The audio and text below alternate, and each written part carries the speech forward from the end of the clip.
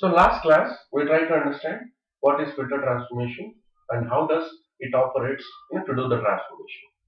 So this class we'll try to understand sorter transformation.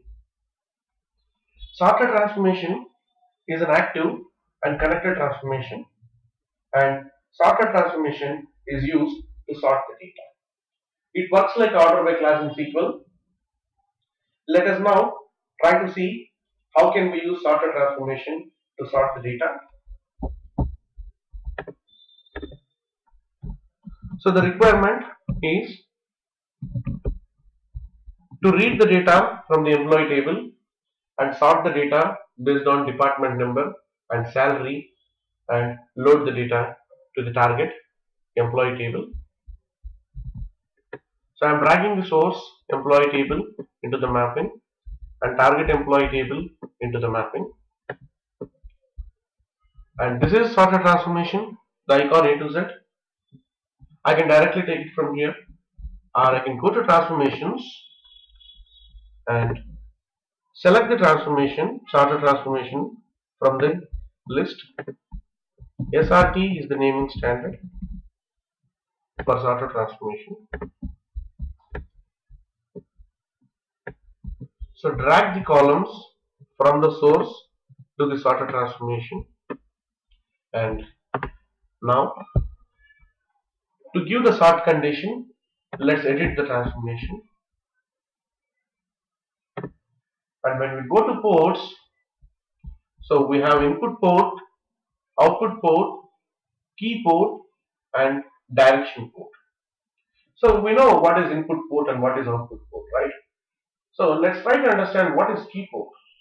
So this key port is the one on which we are going to sort the data. So if you select the key port for any of these columns, so those ports are considered for sorting the data, right? So let me select salary and department number, right? So the requirement is to sort on department number and salary. But when you speak about sorting, always the priority comes into the picture. So while sorting, what is the column that has to be taken with highest priority and which column has to be taken with next priority, right? So in this case, let us assume department number has to be sorted first and then the salary, right?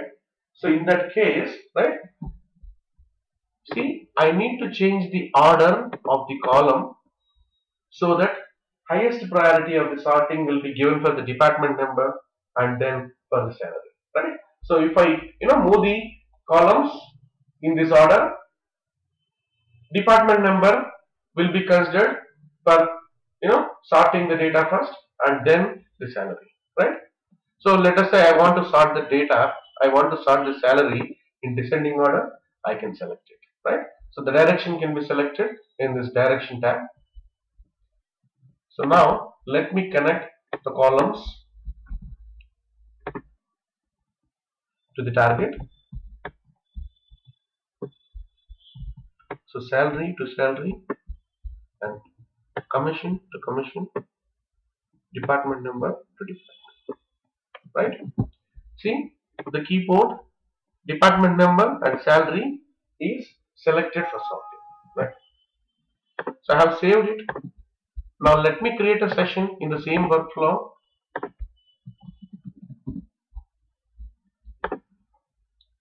So it's sorter transformation, right?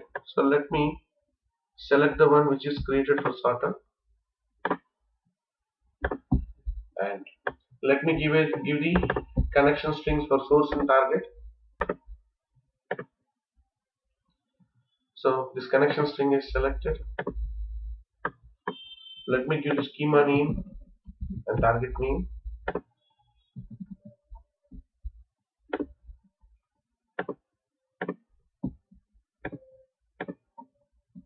So I select the truncate table option.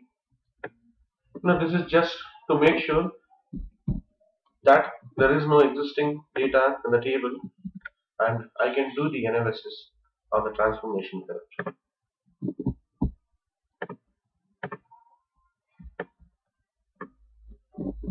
So right. So I have done the transformation, I have done the session. So if I right click on the empty space, and say start workflow, the workflow is going to start from here. First execute this session and then execute this session, right? So in this case, I don't want to execute this session. So what I can do is I can directly right click on the session and say start workflow, right? So which directly executes this starter, session. So let us see the output. 14 records were read and 14 records were loaded to the target. So we are connected to target schema here, TGT schema. See the output. Department number sorted ascending and salary sorted descending, right? So department number 10 first, and within department number 10 we have salary which is sorted in descending, right? So this way sorter transformation works. So now we have discussed that sorter transformation is an active and connected. So when we see it, all it is doing is sorting the data. When all it does is sorting the data, why do we call it as a active transformation? It should be a passive transformation, right? So it is called as active transformation because it has an option here. Sorter transformation has an option here. When you go to properties, there is something called distinct. So when you select this, when you check this option distinct, what sorter transformation does is it eliminates the identical duplicates. If the entire row is repeated, right? So you can eliminate that identical duplicate using this select distinct option. Using this distinct option, right? So I just say OK. See, when I said OK, you can see the key port. Sorter transformation has taken all the keys for sorting, all the columns, for sorting, right? So when sorter transformation selects all the columns for sorting, it's going to sort on all the columns. So when it sorts on all the columns, the identical duplicates will come together. When the identical duplicate comes together, it's going to eliminate the duplicates and it's going to read only the unique records, right? So because of this option available in the sorter transformation, it's called as active transformation, right? So now let's try to understand what sorter transformation is doing internally to do this operation.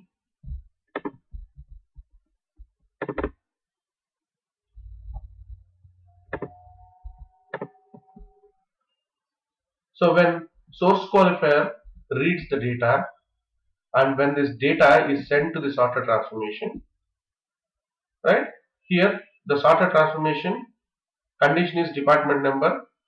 Sorting has to be done on department number and salary.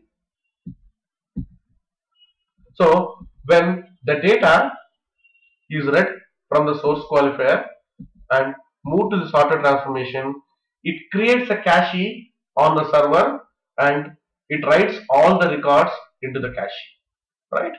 So this cache is a temporary buffer which is used to save the data, for the purpose of calculation, right?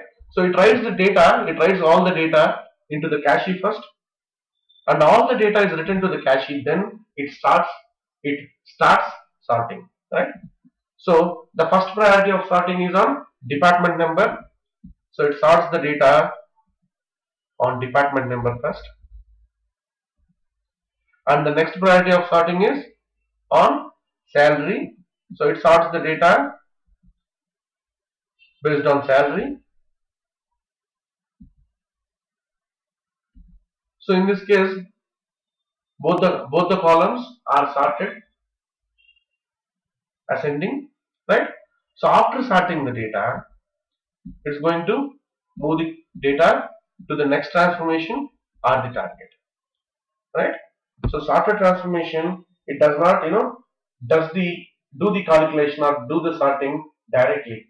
So it writes the records into the cache first, After all the records are read and loaded to the cache, then it applies the sort logic on the cache, right? So this is how sorter transformation works. So why does sorter requires cache? Why expression and filter transformation does not need cache? Because all expression transformation is doing is it's taking the record, it's doing the single row function, and it's sending the data out. It does not need the second record, or it does not need the other record for the purpose of calculation. Because all expression can do is you can do the single row functions, right? You are not applying logic on multiple rows. Same way filter transformation, all it's doing is verifying whether this record meets the condition, right? But sorter transformation, it needs all the records from the source to sort the data. Because this is an operation which is applied for a group, not for an individual record, right? So this is how sorter transformation works. So please practice on this transformation. Next class, we'll try to understand aggregator transformation.